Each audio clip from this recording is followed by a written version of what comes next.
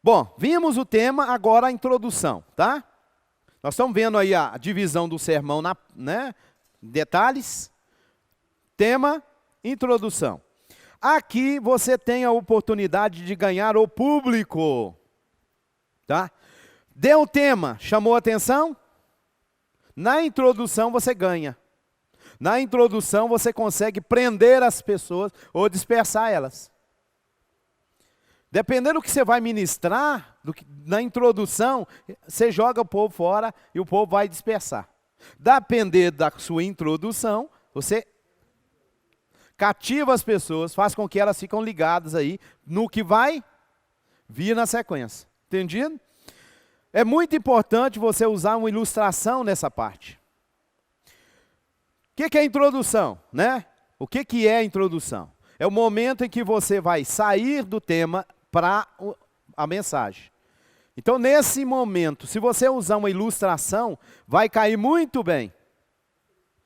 Claro que não dá para você falar um tema, pegar uma ilustração sobre outra coisa que não tem nada a ver. Né? Irmãos, a nossa mensagem vai ser, o tema dela vai ser como chegar até o eterno. Né? Conta-se uma história, né, de uma galinha, conta-se uma história de um cachorro. Aí a pessoa, bom, tema foi como chegar até Deus. Ele falou de um cachorro, contou uma historinha de um cachorro. E o que o cachorro tem a ver com Deus? Vocês entenderam? Você, então, pode usar uma ilustração, deve usar uma ilustração aqui, porém, cuidado, para você não pegar uma ilustração que tem nada a ver com o desenrolar da história. É importante apresentar ao público sua tese. Na introdução, você apresenta o que você quer passar para as pessoas. O que é tese? O que é uma tese? Quando a gente usa essa expressão tese, dentro do mundo acadêmico, a tese é algo que você vai defender. Agora, tem um detalhe. Por exemplo, quando eu faço doutorado, eu vou defender uma tese. Eu vou criar uma tese em cima de algo, de um assunto, e eu vou defender aquilo. Porém, eu posso defender uma tese que outras pessoas já também citaram, e aquilo vai reforçar a minha tese. Irmãos, o assunto que eu estou falando, a tese que eu vou defender, ela é confirmada por fulano de tal, por ciclano, por bertano, tal. Opa. Então, o que você está dizendo, tem outras pessoas que também pensam. E quem é essa pessoa? Tem peso? Tem. Opa, então isso é interessante. Entendeu? É importante apresentar ao público sua tese. O que você vai defender nessa explanação. Aonde você quer chegar? O caminho a trilhar. Sem revelar tudo, é claro. Na introdução, você não prega o sermão. Né? A gente encontra muitos pregadores que é um problema sério. Ele chega na introdução e fica 2 horas na introdução. Aí na hora do sermão mesmo, acabou o sermão. Irmãos, não deu nem tempo da gente chegar no sermão. Claro, tem 1h30 que você está falando. Ué. Introdução. Posso contar uma historinha? Boa. Para introduzir, apresenta onde eu quero chegar. O tema já é uma sugestão de onde você quer chegar. Ok? É claro que você pode apresentar na introdução os tópicos que você vai mencionar, que aí você prende as pessoas mais. Entendeu? Que aí na hora que você for explanar, as pessoas já estão esperando aquilo. E onde você quer chegar? Apresenta. É claro que você não prega o sermão na introdução. A introdução já deve estar claramente ligada ao título. Você não pode dar um título para o sermão, fazer uma introdução que não tem nada a ver com o título. Você tem que, na verdade, estar na introdução apresentando o título de forma mais detalhada. Entendido? Vamos lá. Ô, Rabino, pergunta. Pergunte ao Rabino. Eu entendi bem os tópicos, como ser desenvolvido. Mas com relação ao nosso caso, que a gente vai ter meia hora para explanar um pequeno ideia, um comentário, é necessariamente seguir esses tópicos ou pode pegar, fazer um resumão de tudo e fazer uma linha Na verdade é o linear? seguinte, isso aqui é para você se organizar. Então, eu preciso dar um tema? Sim, para as pessoas estarem esperando alguma coisa. A introdução. Irmão, quantos minutos que eu tenho? Eu tenho 30 minutos. Para mim citar o tema, eu preciso de quanto tempo? 30 segundos. Não gastei tempo. Vou fazer uma introdução, então, para as pessoas entenderem o que eu quero falar e onde eu quero chegar. Quantos minutos? 5. 2. Conta uma história usando a introdução. 2 minutos, terminei a história. Passei para onde eu quero caminhar. Entendeu? Isso aqui é um esqueleto que você vai usar para qualquer coisa. Qualquer mensagem. A mensagem tem 2 horas, mesma coisa. A mensagem tem 5 minutos. Claro que numa mensagem de 5 minutos, você não tem como aprofundar, mas você pode. Irmãos, a nossa meditação é sobre esse assunto. Quero meditar com você rapidinho. Sobre esse assunto, pronto. 5 minutos, dá para mim fazer uma meditação com alguém? Dá, se eu for objetivo. Né?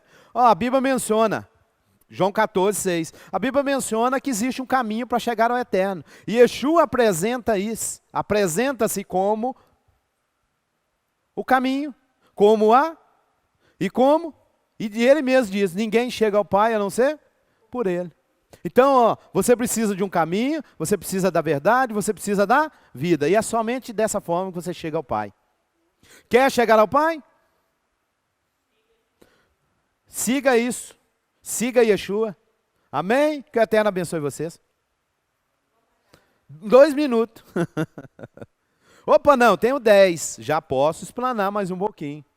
Mas o esqueleto funciona para qualquer mensagem. Entendido? 3 pontos. Dei o tema.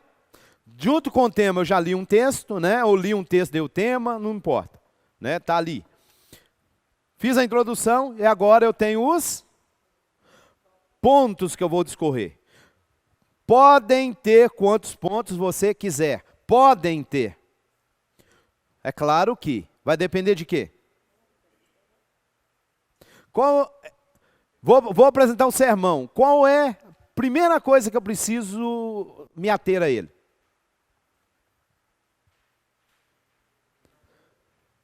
Qual a primeira coisa? Tempo. Não adianta você preparar um sermão de 5 horas se você só tem 5 minutos. É para mim ministrar. Quanto tempo tenho? Meia hora. Pronto. Já vou organizar as ideias em meia hora. Irmãos, não deu para a gente discursar tudo. Não deu porque você é mal organizado. Você não sabe. Por quê? Você já está sabendo quantos minutos? É 30. Irmão, o seu tempo está livre. A gente começa o culto 7h30 e eu vou só ler uma mensagem, eu ler um texto e vou te passar. E a gente termina 9h30. Quanto tempo que eu tenho? Quase 2 horas. Opa! Quantos tópicos que eu posso pôr? 10? 13? Né? 13 princípios do judaísmo. 72 nomes do Eterno. Irmãos, nessa noite eu tenho 2 horas. Eu vou falar sobre os 72 nomes do Eterno. Ô filho, 72, eu sei que você tem 2 horas, mas não vai dar tempo não. Quantos pontos eu devo pôr? Eu posso pôr quantos eu quiser. Não, eu posso pôr quantos eu quiser dentro de um contexto. Qual que é o meu contexto? Cada ponto deve ter seu título, que é a tese daquela parte da sua exposição, que deve ter ligação com o título, tese e texto de seu sermão no início. Eu não falei aqui, por exemplo, que cada um desses tópicos, se é textual, está dentro do texto. Ele tem também um título para ele. Lembra lá do Jeremias 33. Qual que é o primeiro título? Ou subtítulo, poderia dizer? Clamor, clamar. Segundo, resposta. Terceiro, revelação. Né? Você já subdividiu aí, ó. Agora, cada ponto deve estar ligado a pelo menos um texto bíblico. É imprescindível isso? Deve-se fazer isso. Cada ponto você usar um texto bíblico. Ótimo. É claro que depende também do sermão, né? Depende do sermão. Nós vamos ver o último sermão aí que você vai ver que o negócio já fica mais complicado. Porque é o seguinte, por exemplo, o mundo gentil, ele precisa de chegar ao eterno através de quê? De Yeshua. O mundo judaico, ele já chegou ao eterno. E ele não tem o Messias. Ele já está no eterno. Aí ele chegou através de quê? Da Torá. Da Torá. Da revelação, do encontro que ele teve com o eterno no Sinai. É verdade. Entendeu? Então, agora, naquele contexto que ele menciona, já mudou a história. Aquele próprio jovem que chega até o Messias perguntando o que ele deve fazer para herdar a vida eterna. O que o Messias fala com ele? Exatamente. Ele é um judeu? É. O que eu faço para ter vida eterna? Guarda os mandamentos. Mas já está isso na Torá? O homem que fizer estas coisas viverá por elas. Está na Torá. Yeshua só citou que estava na Torá. O que eu faço para ter vida eterna? Guarda os mandamentos. Ele não falou assim, aceite a mim. Levante a mão, ele não falou isso. Agora, gentil já é outro contexto. Entendeu? Porque gentil já está fora do contexto. Aí é outra história. Volta aqui. Então, primeiro ponto, eu preciso explicar. Segundo, irmãos, se eu ilustrar o que eu estou mencionando, ou aquele tópico que eu estou falando, a pessoa vai entender melhor? Vai. Tem hora que você falar não adianta. Não é bom, nem é bom falar muito. Tem coisa que é complexo. Se você for falando. A pessoa, principalmente tem muitas pessoas simples. Por que Yeshua usava parábolas? A ilustração é a coisa mais fácil para você atingir um determinado, né, alvo. É a melhor forma.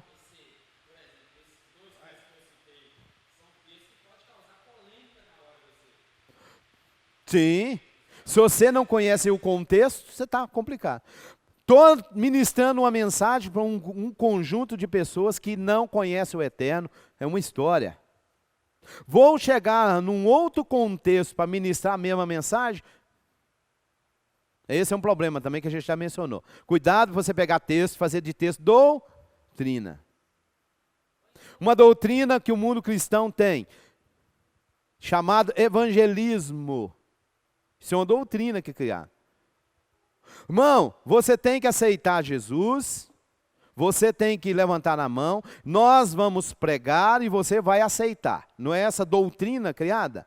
Funciona assim. E pega um texto.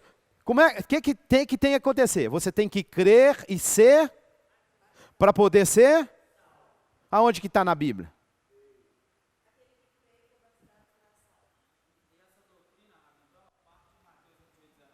Não.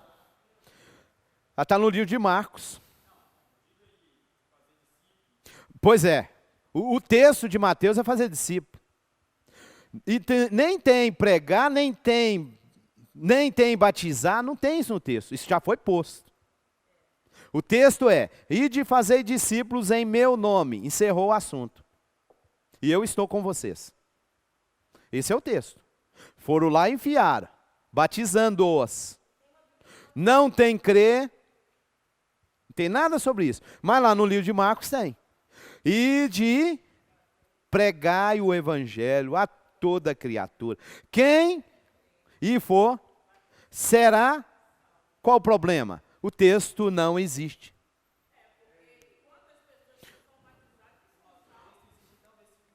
O texto existe até o verso 8. No 8 encerrou o livro. Ah, irmãos, esse texto apareceu depois. Apareceu depois. Alguém enfiou ele lá.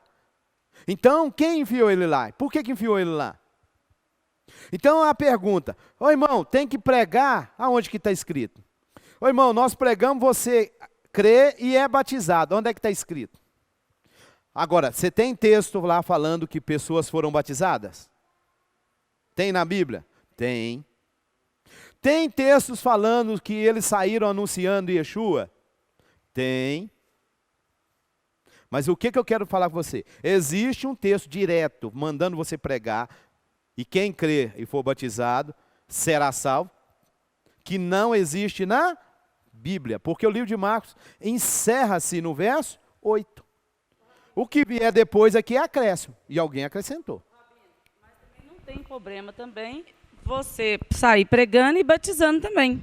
Porque se fosse ensinando, nenhuma igreja batizava e nenhuma igreja pregava. Não tem problema Não você tem fazer. problema também. Você não pode condicionar a vida eterna das pessoas em cima disso. É. Aí que é o problema. Entendeu? Irmão, você tem que ser batizado para ser salvo, porque está na Bíblia. Aonde? Num texto que não existe. Posso sair anunciando? Posso. Agora, se eu for até pegar biblicamente, Yeshua fala: ide fazer discípulos. Então o assunto é: faça discípulo. Beleza. Chego aqui numa turma e vou fazer dele um discípulo. Fazer discípulo não é 20, não é 30 minutos de pregação. É discipulado. Meses, pronto. Devo batizá-lo? É um contexto que ele vai começar a vida nova sem problema. Posso dizer que se ele não for batizado, ele não será salvo? Não.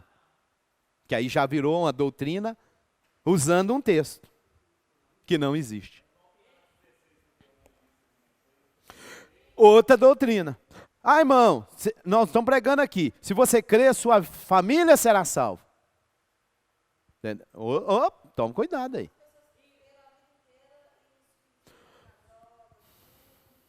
As pessoas morrem na droga e a pessoa fica decepcionada. Eu cri e não Sim. aconteceu. A Bíblia Baseado em diz, falsa a Bíblia é doutrina. mentirosa.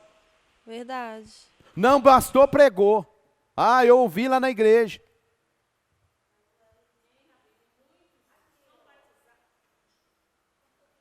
Muitos se batizam na cachaça, na prostituição, e o pastor sabe disso e não faz nada para poder aquela vida mudar. Continua na mesma coisa que ele veio do mundo. E aí, está salvo? Não, Está liberto? não. Está curado? Então o Nem batismo sempre. não é... Entendeu? Bem observado. Volta para cá. Preste atenção. Fiz a ilustração, fiz a aplicação, fiz a explicação, fiz a ilustração, a aplicação. Irmão, não adianta você falar e não levar a pessoa a aplicar o texto. Aplicar o que você falou. Por quê? Quando você traz uma mensagem, o alvo é as pessoas pegarem aquilo e aplicar.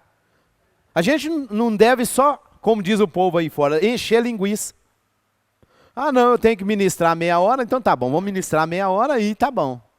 Ah, cumpri meu papel. Não, eu quero trazer uma mensagem que as pessoas tenham uma atitude. Tome postura. Desafio é aquilo que o seu ouvinte deve fazer com o que ouviu. Desperta nele uma coisa, ele vai ter agora consigo um desafio. Isaías mencionou que o pregador pregando, que depois ele vai fazer um desafio para as pessoas. É claro que tem muito pregador que o desafio deles é dinheiro. Eu não estou falando disso.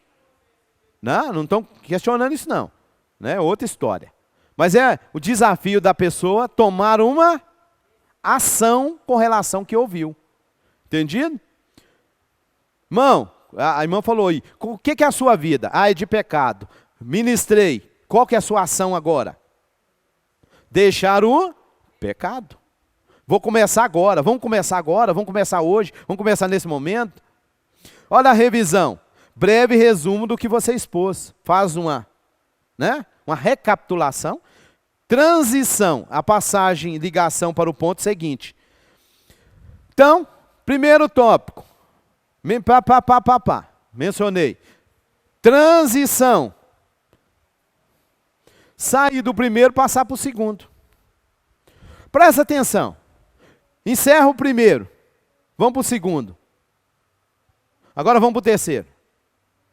Como é que você faz isso? Se você está usando um textual, você deve ir ligando uma parte na outra, ligando uma parte na outra. Entendido? É mesmo que você, que se você sai de um assunto sem fazer uma ligação para o outro, a pessoa... Uai, eu achei que ia... Para onde que nós ia? Acabou? Tem hora que às vezes você precisa fazer essa ligação para que a pessoa também entenda que você saiu do primeiro e foi para o segundo. Saiu do segundo e foi para o terceiro. Entendido? Então, saia de um... igual o livro de Marcos que a gente mencionou. Se você pega o livro de Marcos, no verso 8, o assunto encerra assim, ó. Não é? Se você olha lá para você ver, tem um encerramento assim meio esquisito. Não dá uma, como outros livros. Não, tem, corta. O que eles concluem? Que aqui não é um encerramento. Que o capítulo, que o livro não encerrou aqui. E que se perdeu o que estaria depois. Faz sentido, porque o encerramento realmente é esquisito, o encerramento. Então, baseado nisso, fizeram uma conclusão.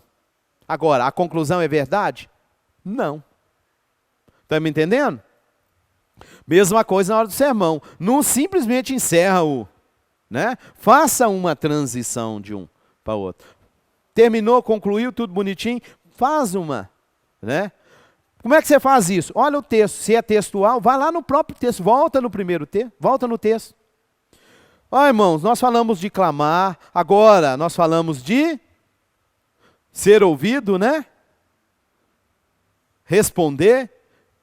Agora nós vamos falar do...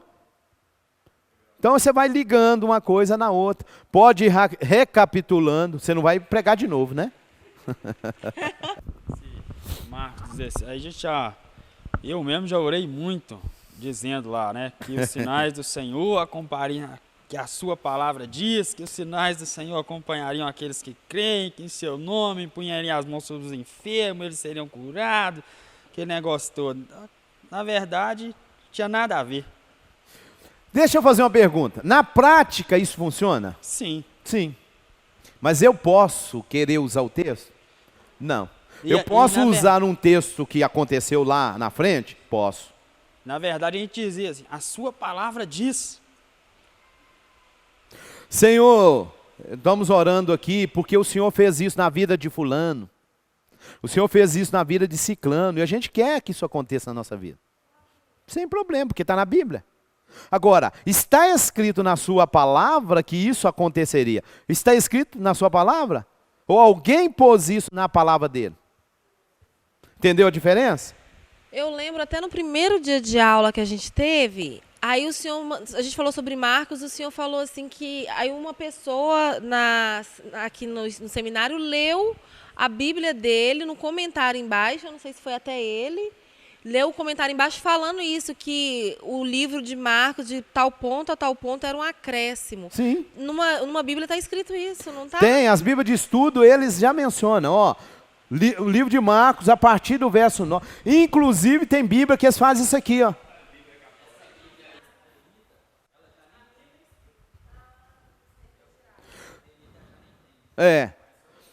Na sua, que tem um comentário aí, irmã?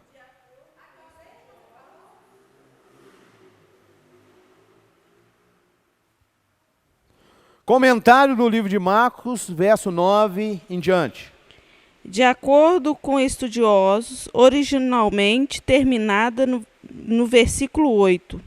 Os versículos seguintes são considerados um resumo de aparições pós-ressurreição que foram acrescentadas posteriormente. Aí, ó. Presta atenção, irmão, se você até pegar no próprio texto, 8 e o 9, você já vê que ele tá errado, ele está contraditório. O 8 diz uma coisa, o 9 diz outra. E assim, um versículo depois do outro. Você já, de cara, você fala, opa, tem um trem errado nesse resto aí de texto. Entendeu? Sim. Na verdade, essa parte, acho que quase toda a Bíblia, que é Bíblia de estudo, vai ter um comentário aí. Acho que quase toda. Entendeu? Agora, irmãos, quer dizer que o que aconteceu aqui não aconteça? Não. Mas quer dizer que isso aqui é Bíblia? Não, eu não posso citar isso como Bíblia. Entendeu a diferença? Né? Como o irmão até falou. Ah, eu estou orando, Senhor, a tua palavra diz. Não, ele vai dizer, a minha não. O que você tem na mão está dizendo, mas a minha não. Eu não falei isso não. Eu não inspirei isso para ninguém. Agora, acontecia isso. Um outro texto, Yeshua diz, eu que eu vos dou poder. Aconteceu na vida de muitos? Sim.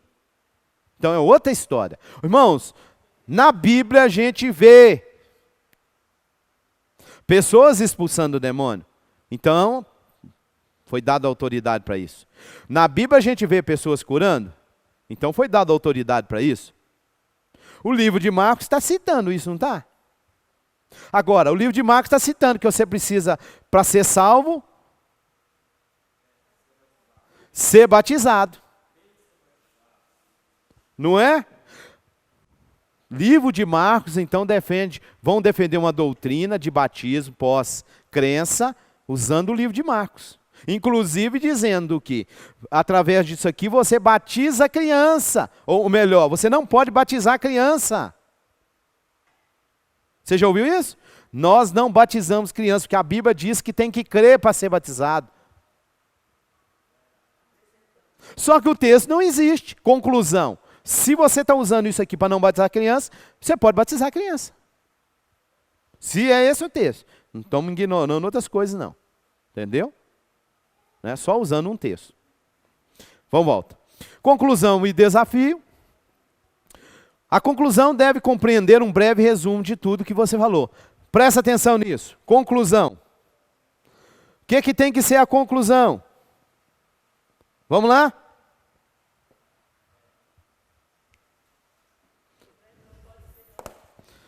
Ô irmão, a conclusão não é você pregar tudo de novo, não. É só um breve resumo. Né? É resumo de tudo que você falou. Relembrar a tese inicial e mostrar que você chegou aonde prometeu. Preste atenção nisso. Você promete uma coisa no tema. Você agora na conclusão mostra para eles que você chegou onde você tinha falado. Bom, como a gente tinha dito que nós iríamos ver 5, 2, 3, que a gente ia ver isso. Outra coisa, na conclusão. Outra coisa. Uma ilustração muito interessante. É claro que essa ilustração que você pode usar aqui, ela tem que ser uma ilustração pequena. Você usou uma ilustração na introdução, uma ilustração na conclusão, ok. Que tem a ver com o assunto que você ministrou. Irmãos, depois disso tudo que a gente viu, conta-se uma história, ou há uma história, ou a Bíblia fala de uma história, ou a Bíblia menciona esse fato, que após essa pessoa ter ouvido o que você ouviu, ela fez isso, ó. Ela moveu. Por que que fulana moveu desse jeito? Porque ela ouviu essa mensagem que você acabou de ouvir. Aí vem, por fim, lance o desafio final. E o apelo, pois o objetivo do sermão é levar as pessoas a decisões. Entendido isso? Concluir? Vamos fazer um desafio agora? Lance um desafio. Adianta você trazendo um sermão muito bonitinho e na conclusão você não ter objetivo nele? Para que você ministrou? Ah, não, porque eu não tinha tempo. Tinha um tempo aí para ministrar e eu ministrei. Ou como a gente falou lá no início, né, que era a questão do tema lá atrás. Ah, irmãos, eu ministrei isso aqui, eu particularmente não acredito nisso não, né? Mas...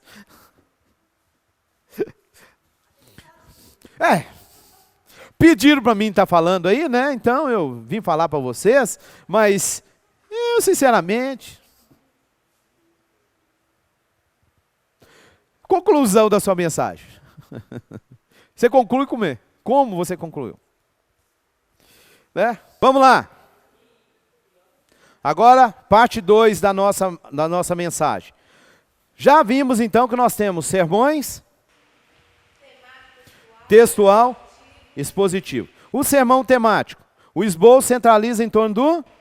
Beleza. Textual. E o esboço expositivo. Olhe bem uma coisa aqui agora. Eu falei que eu ia falar disso depois. Um detalhe no sermão expositivo. Centralizado em torno do propósito original do texto. Expositivo. O que é vamos dizer, o cerne desse sermão? Vamos de novo? Propósito. Tá. Se eu vou descobrir o propósito original do texto, o que eu preciso conhecer? Vamos lá. É exigido um grande domínio de... Vocês ainda nem viram o que é hermenêutica. Né? Então, seja, para mim fazer sermão expositivo, nesse momento que você está nele, já consegue? Você acha que você consegue fazer sermão expositivo? Não. Você nem estudou ainda hermenêutica? Você nem conhece hermenêutica ainda? Os 2 primeiros sermões, já dá para se trabalhar? Já. Oi?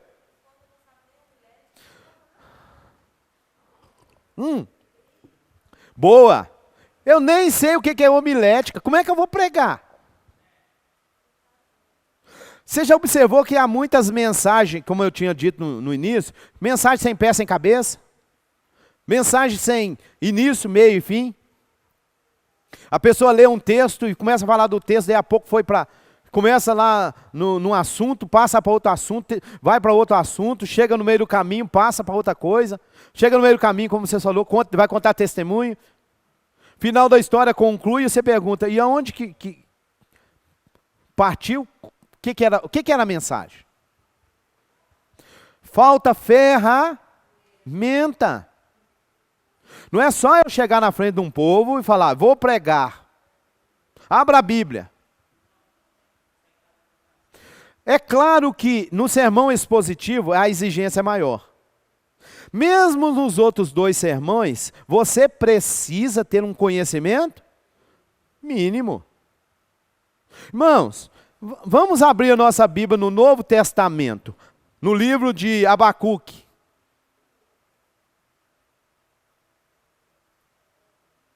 Vamos abrir nossa Bíblia no Velho Testamento, no livro de Mateus.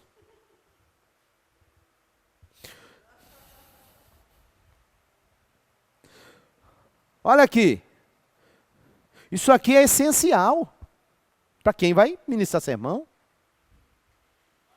Pessoa que tem dificuldade para fazer leitura, como é que ele vai ministrar um sermão? Você tem dificuldade com o português. Se ele não sabe ler umas coisas que existem na língua, que são chamados de acentuação. Vocês viram uma aberração que apareceu até na mídia aí um tempo atrás?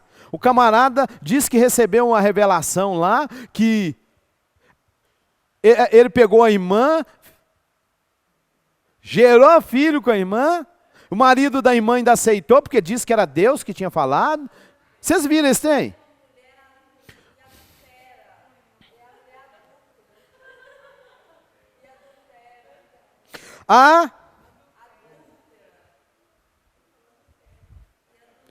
Não, e o repórter falou, mas pastor, aqui não está falando adultera, aqui tem um acento, ó.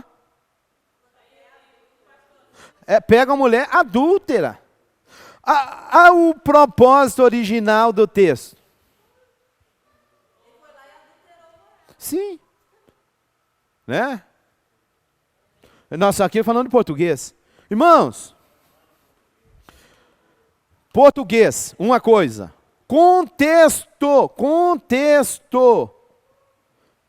Eu vi uma menção, um comentário que eu achei um absurdo. O camarada falando que o Messias, ele era tocador de instrumento. Você ouviu isso? Como é que era o nome do instrumento? Esquife. O que era o esquife? Esquife era um instrumento da época. Quando ele tocava o esquife, até morto levantava.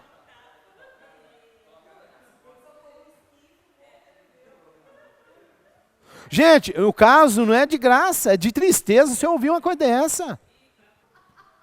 Gente, é umas coisas dessas. Presta atenção. Presta atenção. Tem muito texto que você tem que ir lá no texto e olhar português, acento. Lembra de usar uma Bíblia e usar outra? Porque às vezes numa Bíblia tem uma palavra que você não entende, vai na outra para você entender. É um monte de texto assim. Tem um monte de texto, tem um monte de palavras na Bíblia que você lê lá o texto, você não entende o que aquilo significa. Você vai lá, pega uma outra versão, aí aquela palavra já está dizendo de outra forma. Essa palavra quer dizer isso. Né? Exemplo clássico aí, Paulo dá uma lista de pecados. Tem um monte de, vou falar até pastor, que ele vai ler aquela lista e ele não vai saber o que é aquilo não.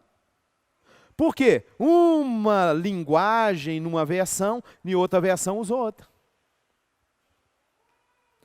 A Bíblia é mais antiga. O português às vezes usado é um português mais apurado, que nem todo mundo tinha acesso. Entendeu? Então, agora, esse sermão aqui, ele é mais complicado por essas causas. Claro que os outros, você precisa dominar um pouquinho determinadas coisas. Né? Eu vou fazer um sermão temático, é um tema, mas eu preciso ter uma noção geral de Bíblia, de texto dentro de um contexto. Preciso ter. Sermão é textual, peguei o texto lá. Eu tenho que entender que uma palavra dentro de um texto significa uma coisa. Pode ser em outro texto outra. É aquilo que eu falei. Não pega para fazer sermão o chamado concordância bíblica. Vou para a concordância bíblica. Para mim achar essa palavra em outro texto. Ela pode aparecer em outro texto com sentido diferente. Mesmo sendo a mesma palavra. Tá certo? Sermão expositivo, então, eu vou precisar, de preferência, eu tenho que conhecer o propósito original. Propósito original, o que envolve? O que envolve? Contexto. O que é o contexto? Quais contextos que eu posso usar para conhecer o sentido original? Vamos lá? Contexto. Histórico. Porque o expositivo eu preciso de me localizar na história, no tempo. Contexto da cultura. Contexto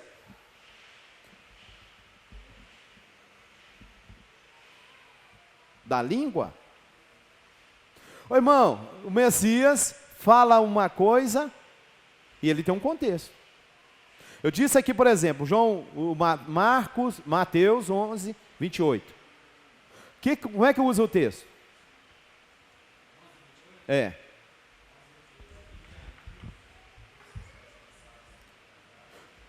Sermão textual.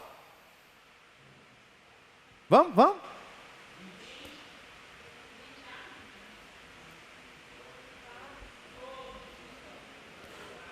Eu posso fazer uma subdivisão aí. Todos. Posso associar mais alguma coisa? Todos que estão? Beleza. Sim. Cansado, sobrecarregado. Tá? Posso fazer até uma subdivisão. Cansado, sobrecarregado. Tá. Mas vamos juntar, para resumir. Vinde, todos os cansados e sobrecarregados. Cansados, sobrecarregados de quê? Tomai sobre vós o meu jugo. Ainda tem uma coisa antes. Vinde a mim todos que estáis cansados, sobrecarregados, e eu vos aliviarei. E eu vos... Pronto. Não vos aliviarei. Cansado? Tá. Tomai sobre vós o meu jugo e aprendei de mim, que sou manso e humilde de coração. E encontrarás Olha. descanso. Olhem bem. Tá vendo que eu peguei um texto, eu posso fazer um sermão temático em cima disso? Posso. Posso fazer um sermão textual em cima desse texto? Posso. Fazendo subdivisões no texto? Posso. Pergunto para você. Texto tem contexto? Se eu for fazer um sermão expositivo usando este texto, o que eu vou precisar? História. Vamos anotar isso aí. Mateus 11, 28. Presta atenção. A gente lê o texto colocando ele num sermão o quê? A princípio, sermão textual. Posso dar um tema para ele e usar ele dentro de um temático? Posso. Mas um textual para ele ficaria muito bom. Tá? Mas vamos pensar em fazer esse sermão usando esse último tópico, sermão expositivo. Deixa eu abrir aqui. Preste atenção. Se eu vou usar um sermão expositivo, eu não tenho que usar um texto, porque eu preciso de contextualizar as pessoas. Porque a ideia do sermão expositivo é levar a pessoa para quê? Opa! Gente, sermão expositivo, eu tenho que apresentar o quê? Propósito? Original. Preste atenção, eu não posso, num sermão expositivo, querer trazer para as pessoas, mesmo usando a linguagem que está no texto, tirando o texto do seu contexto original. Eu posso tirar do texto verdades, depois que eu já apresentei o seu contexto original. Esse texto aqui é muito usado no meio evangélico cristão para fazer sermões o quê? Como é que eles chamam esse tipo de sermão? Evangelístico. É um culto evangelístico. Vamos usar Mateus 11, 28. Porque a gente quer atingir as pessoas, levá-las a conhecer o chamado evangelho, levá-las a aceitar Jesus, aceitar o Messias e etc. sermão evangelístico. Então, isso aqui é um sermão evangelístico. Agora a pergunta, e se eu vou fazer esse sermão expositivo usando esse texto, como é que eu vou ter que fazer? Então, vamos lá. Primeira pergunta que se faz.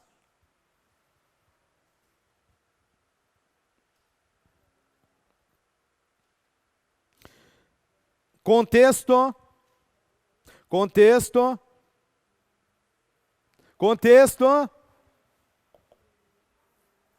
original. Irmãos, onde é que o Messias está? Com quem que ele está conversando?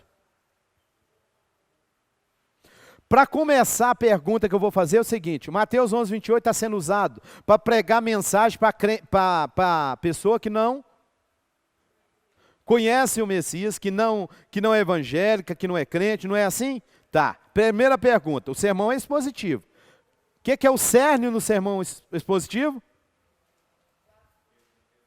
Contexto original. Primeira coisa, vamos para o contexto original. Histórico. Quando esse sermão é apresentado? Ou melhor, quando essa mensagem é apresentada? Quando?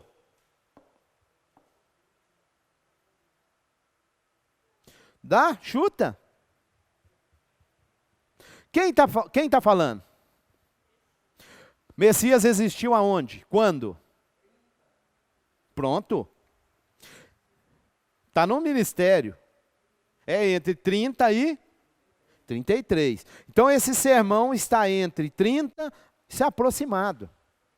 33. O que é o contexto desta época? O que é o contexto cultural da época?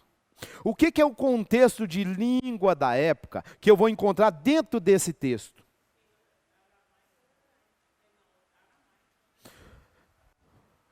Vamos lá. Irmãos, 30 a 33 é mais ou menos quando acontece o sermão. Eu fiz uma pergunta. O Messias está falando para um monte de pessoas idólatras? Um monte de gentio? E ele chegou num lugar e a multidão de gentio estava ouvindo ele. É o contexto? Como é que eu vou pegar então Mateus 28 para falar para gentio, dizendo que ele está cansado e sobrecarregado de pecado? Vamos lá. Né, Rafa? O que é contexto? No entanto, esse contexto aí da época aí era cansado e sobrecarregado, era o que os fariseus colocavam em cima do povo, conhecido como Derabanã. Deixa eu pegar aqui. Ô irmão, então o contexto da mensagem é o quê? Dogmas. O que são dogmas? Ordenanças de homens. Não, dogmas são de homens. Aí envolve qualquer homem, qualquer líder, qualquer sistema. Então vamos de novo. Qual que é o contexto original dessa mensagem? Yeshua, por volta do ano 30, entre 30 e 33, que é o encerramento do seu ministério, Yeshua está trazendo uma mensagem para os seus discípulos, aqueles que são seus seguidores. Essa turma de seguidor é pecadora por natureza, vive longe do eterno? Não.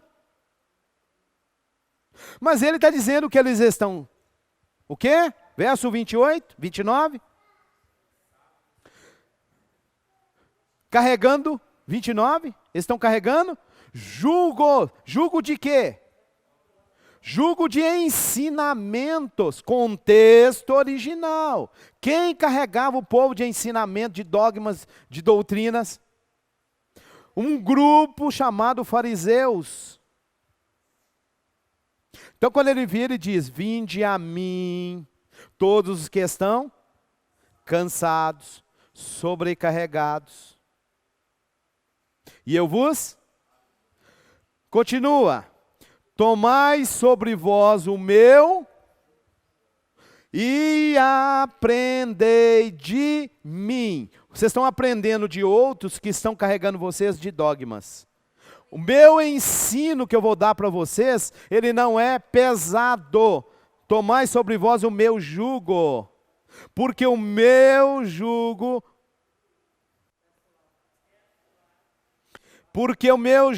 é suave, o meu fardo é leve. Fardo de quê? De ensinamento, de dogmas. Meu irmão, se eu vou pregar essa mensagem nos dias atuais, eu vou pregar ela dentro de uma igreja onde o povo está cansado de carregar dogmas de homens. Essa é a mensagem. Eu não vou pegar essa mensagem e levar ela para uma pessoa lá fora, aplicando na vida dele, dizendo que ele está cansado de pecado, cansado de sofrimento. O sofrimento eu posso fazer para dentro da igreja. Porque isso é o contexto original. Você tá sofrendo, mas é porque os outros estão pondo nas suas costas coisas. Então, o texto de Mateus 11, 28, qual que é o contexto original dele? Dogmas. Pessoas carregadas de dogmas, ensinamentos humanos. Carregadas de fardos. A pergunta, os fardos que estava sendo dito ali, eles são fardos colocados pelo Eterno? Ou fardo colocado por homens? Estes homens que colocam fardos sobre as pessoas, quem são eles? No contexto fariseu, quero trazer para os dias atuais. Quem são eles?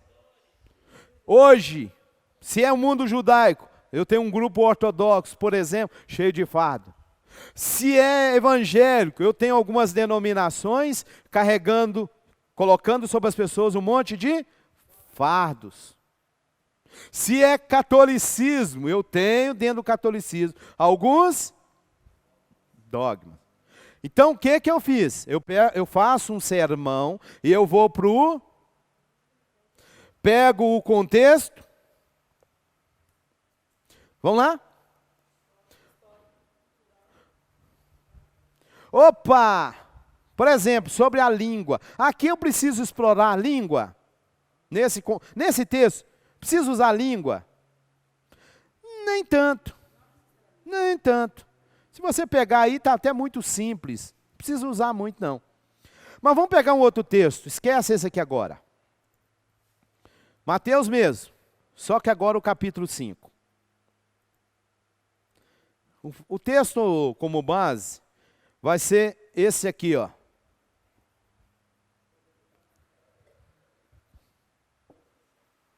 Mateus 5, 17.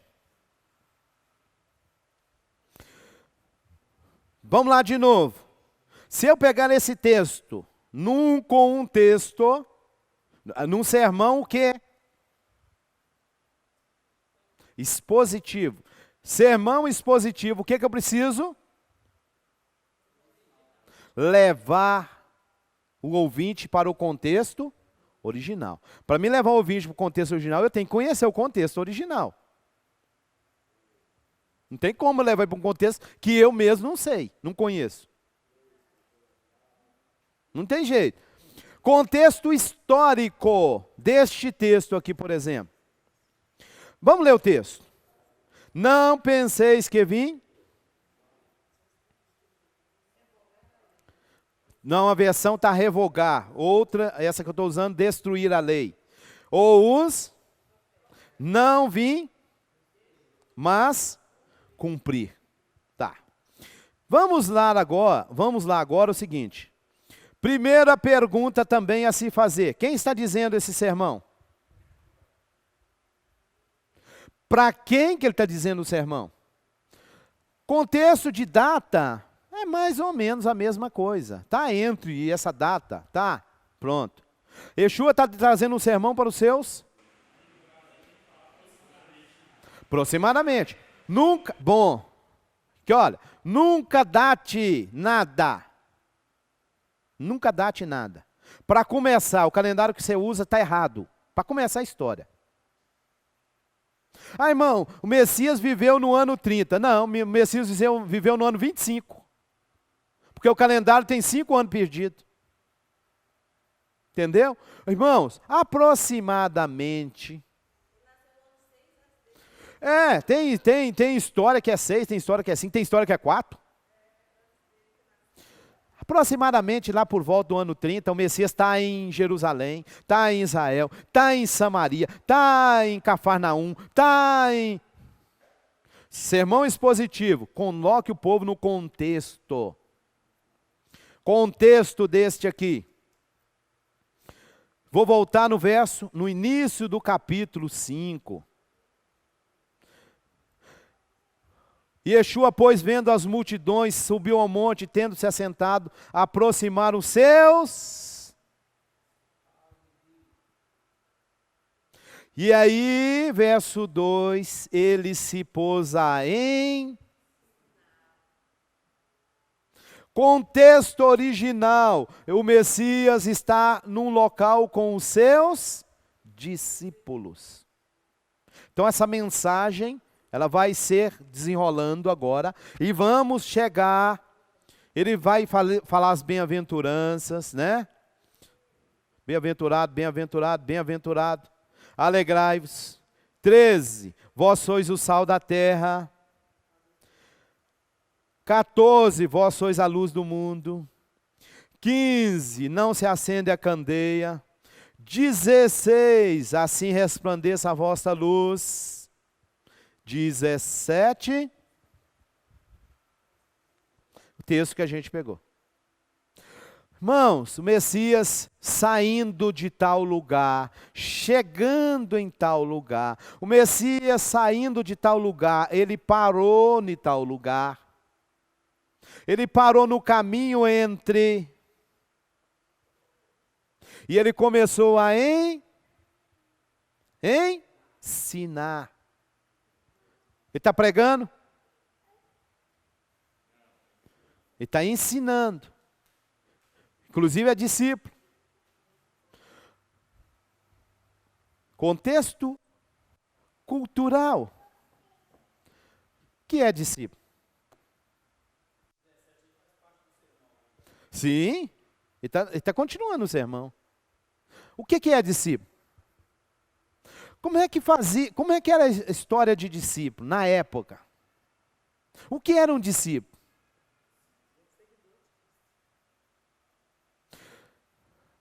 Seguidor de Cristo? Depende. No contexto aqui é seguidor dele. Mas eu perguntei, o que é discípulo?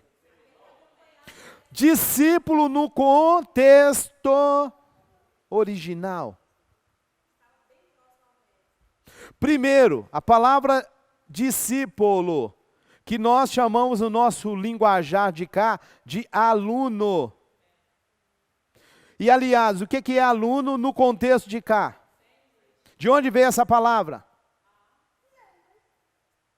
Ela vem de ela está numa língua. E o que significa nessa língua? Aluno. Né? A palavra vem do grego, essas expressões contrárias, né? Vem muito isso do grego. Tem uma palavra, depois põe uma letra antes, faz o inverso. Né? Isso na cultura grega tem muito. Né? Coloca uma palavra, luz. O que é o aluno? A ideia de aluno é o sem luz. Ele tem que seguir o mestre que tem luz. É o mestre que dá luz para o aluno. Mas o que é o talmid? Talmidim. Talmidim foi traduzido como discípulo. Mas o que é o talmid no contexto? Porque ele está falando para os discípulos, talmid. Eu disse que eu posso usar a língua neste texto? Posso. Neste texto. A língua já vai me ajudar. Vamos voltar lá no início. Verso. Olha aqui. E ele não. Vendo a multidão, subiu ao monte, tendo ensinado, aproximaram os seus talmi. Aqui é hebraico moderno. Mas aqui a palavra, tá? Talmid aqui dentro, ó. Ok? Sequência. Começou-lhes a Começou, diz a palavra ensinar aqui, ó. Lamed. É ensinar. Continua, verso 17. Gente, o que é o discípulo no contexto aí? A palavra discípulo no contexto original aqui, era uma pessoa que ele caminhava junto do mestre. A ideia de discípulo, de talmide no contexto é uma pessoa que caminha tão próximo do mestre, que o mestre anda na frente e a poeira da sua sandália, contexto original. A poeira da sandália dele se apega no aluno. Significa, no contexto original, que ele não anda de sapato, ele não anda de terno, ele anda de chinelo, ele não anda de carro, ele anda a pé. O contexto, discípulo, significa alguém que caminha junto. Não viaja junto, não. Contexto original, contexto histórico. A gente falou aqui um pouquinho do contexto histórico. Cultural, a gente está falando um pouquinho da cultura. O que o Messias ensinava? Passou a ensiná-los. O que ele ensinava? Qual que é a fundação do seu ensino? Torá. Contexto cultural. Ele está ensinando para quem? Quem é seus discípulos? Porque alguém pregou, eu ouvi alguém pregando, ouvi alguém mencionando que só tinha 3 judeus entre os discípulos, Pedro, Tiago e João. O resto não era judeu. Boa pergunta. Contexto cultural é judeus. Judeus praticantes da Torá, praticantes do que... Mas praticavam também o que a gente falou naquela outra mensagem. Praticavam também dogmas. E estava carregado de dogmas. E o Messias começa a ensinar. E agora ele diz o seguinte, nessa conclusão de ensino. Não penseis que vim... Posso agora pegar contexto linguístico. Catalisai. Grego, catalisai. O que é a palavra catalisai? Destruir, derrubar, rebaixar. Eu não vim destruir, eu não vim anular, eu não vim desfazer da nomoi, da Torá. Deixa eu pegar aqui em hebraico. Olha aqui a palavra Torá. A Torá. Aí ele vai assim, ó. Não vim destruir nem a lei, nem os... Nem a lei, nem os... Neviim. O que é Neviim? Profetas. Nem lei e nem profeta. Não vim. Aí ele vai e conclui. Mas eu vim... Olha aqui que está em hebraico, em grego. Plerosai. Plero. O que significa essa palavra plero? A ideia de plero é levar para um local de destaque, torná-la mais ampla, amplificá-la.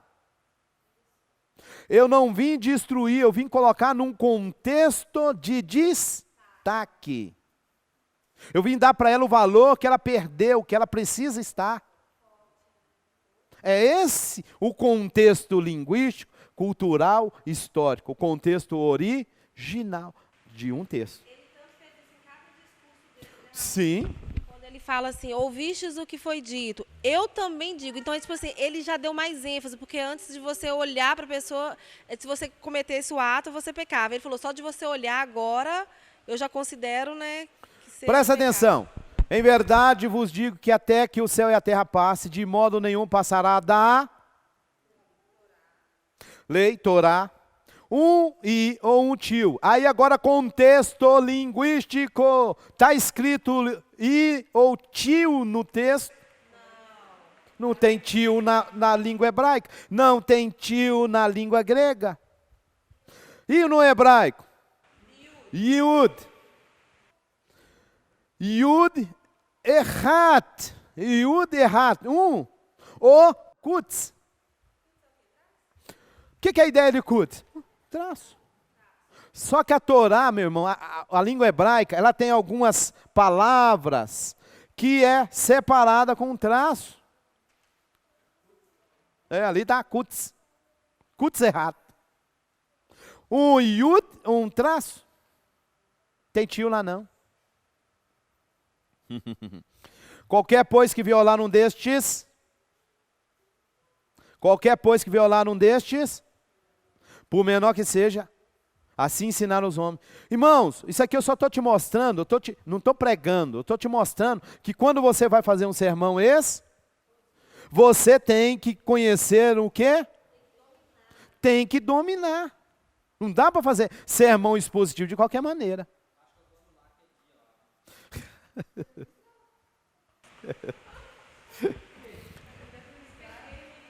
Amen? Ô, Rabino, na verdade não dá para fazer sermão nenhum se você não conhecer o que você está falando. Todo sentido, não adianta. Sim, mas observou que este sermão ele é mais sério? Você tem que ter muito mais conhecimento das coisas. Inclusive, na sequência, só para a gente concluir, o tempo acabou. Olha o verso 20. Olha o 20. Eu vos digo, que se a vossa justiça não exceder a dos, e...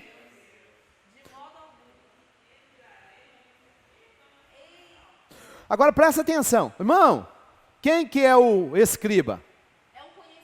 Quem que é o fariseu? Você não conhece nada. Como é que você vai... não é eu que estou falando, é o Messias? E é exceder. Vê na sua Bíblia aí. Vê na sua Bíblia, por favor. Procura, porque tem uma versão que está assim. Exceder em muito. Olha lá a versão. É 5:20. Confere na sua Bíblia. Porque essa que eu usei ali, olha lá, exceder. Mas olha essa versão. Porque vos digo que, se a vossa justiça não exceder em muito a dos escribas e fariseus, jamais entrareis no reino dos céus. Se a vossa justiça não exceder em muito a dos e dos, de modo algum se isenta. Ô, Rabino, o que a gente vê aqui então é maravilhoso, se a vossa justiça não exceder. Ou seja, eles eram justos também, e as pessoas falam muito mal dos fariseus, né? Não, a gente tem que exceder a justiça dele, porque eles são justos. Deixa eu te fazer uma pergunta. Como é que você vai exceder uma coisa que se você não conhece o original? Como é que você excede? Você tem que conhecer o que o outro está fazendo para você ir além. Não é isso que o texto está dizendo? É ir além. Você tem que ser mais do que eles. Exceder. Agora, ele mesmo vai falar uma outra coisa sobre essa classe. Preste atenção. Eles estão assentados na cadeira de Moshe. Não vou entrar nisso, que isso aqui tem um contexto também original. Não vou entrar nisso. Eles estão assentados na cadeira de Moshe. Fazei tudo quanto ele vos ensinam, mas não imiteis as suas práticas, as suas obras. Eles estão na cadeira de Moshe. Então o que eles ensinam sobre Moshe, façam, porque isso é do Pai. Porém, o que eles fazem, não faz. Não imite. Eu tenho então que aprender com ele? Com eles? Tenho. Porque eu tenho que excedê-los. Yeshua era fariseu? Irmão, isso eu estou falando de expositivo, um sermão. Vou fazer um sermão em cima de um texto, usando um sermão expositivo. Eu tenho um eu tenho um mundo para me apresentar para o ouvinte, e às vezes dentro de 20, de 30, de 50 minutos, 1 hora. Dependendo do sermão, não dá. Qual é a melhor forma, então, de apresentar um sermão? Um textual. Você pega o texto, explora ali o texto, pronto, acabou. Outro sermão? Temático. Dou um tema, vou lá na Bíblia, pego 3 versos lá em texto diferente, falando do mesmo tema, apresento a mensagem, concluo, pronto. Sermão expositivo, a coisa complica mais. Esse expositivo poderia ser dividido, então, em séries, né? Às vezes Posso? a pessoa pode fazer uma série Posso? de volumes, assim, expondo o assunto. Vou dar estudo. Qual é a melhor forma de eu dar um estudo? Um sermão expositivo. Entendeu? Vou ministrar, como a irmã falou aqui. Vou ministrar. Melhor sermão? Textual. Melhor sermão? Temático. Por quê? Rapidinho eu apresentei ali, dependendo do horário que eu tenho, rapidinho apresento a mensagem, chamo o povo para tomar uma decisão, concluiu, acabou. Não vou entrar em muito detalhe, não, entendeu? Expositivo, vou dar um estudo, quantos dias? 1 semana de estudo. Ô, irmãos, primeiro dia eu vou contextualizar você no assunto. Segundo dia eu vou te falar um pouquinho da história. Terceiro dia eu vou te falar um pouquinho da cultura. Quarto dia eu vou te falar um pouquinho do que usava na língua. E depois eu concluí essa mensagem. No 5º dia lá, a gente conclui aquela mensagem.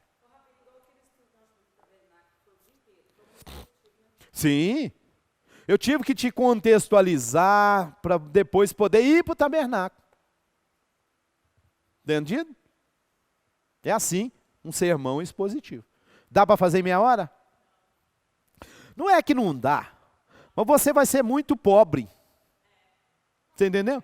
Você vai ser pobre, porque não dá tempo. Você entendeu? Não tem jeito. Mesmo nos outros sermões, você pode dar uma pincelada sobre alguma coisa, é só uma pincelada lá e vai embora.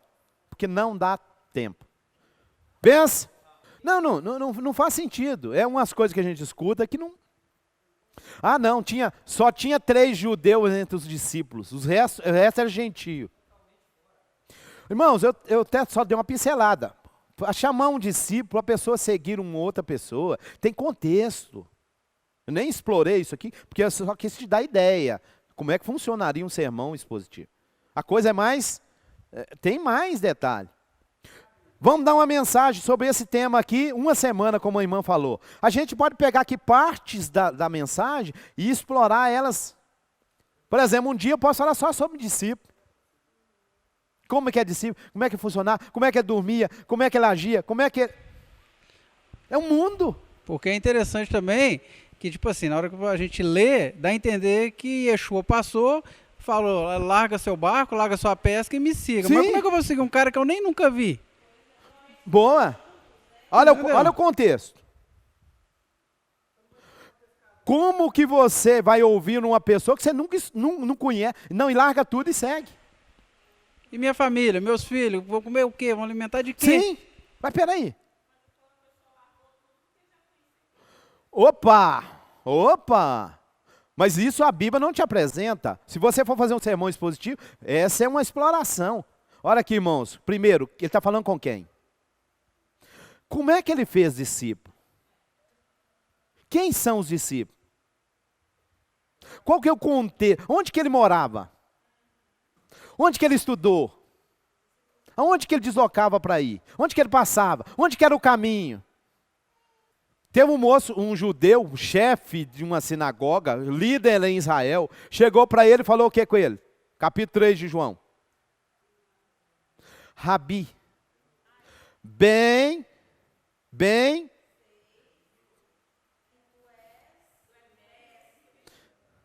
Rabi, vou concluir com isso para nós encerrar. Ora, havia entre os fariseus um homem chamado Nicodemo, um dos principais dos judeus. Este foi ter com Yeshua à noite e disse-lhe, Rabi, não é bem sei. Não é bem sei. Ele não está falando ele. Ele está falando quem? Nós sabemos sabemos. Nós quem? Volta lá em cima. Havia entre os fariseus. Este foi ter. Rabi, sabemos. Nós sabemos que tu és mestre. Aonde? Pois ninguém pode fazer sinal que tu fazes se o Eterno não estiver? Com ele. Amém.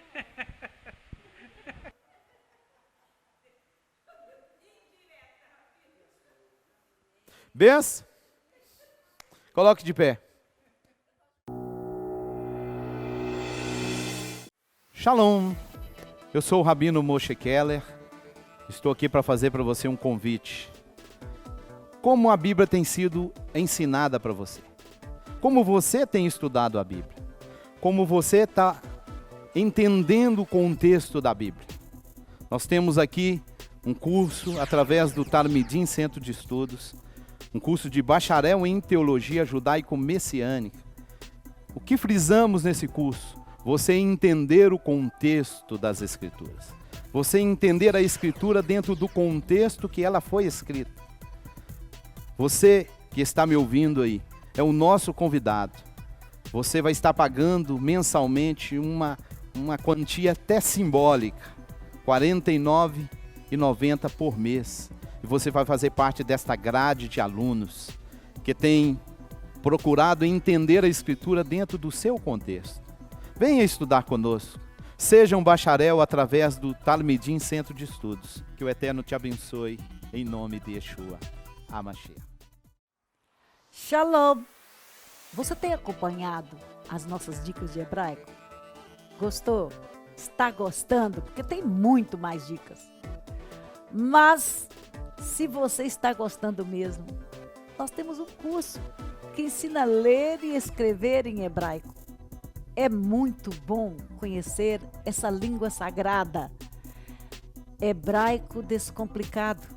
Acesse Talmidim centrodeestudos.com. Faça sua inscrição, aprenda a ler e escrever hebraico. Tem de tudo lá para você fazer isso com a maior facilidade. Shalom!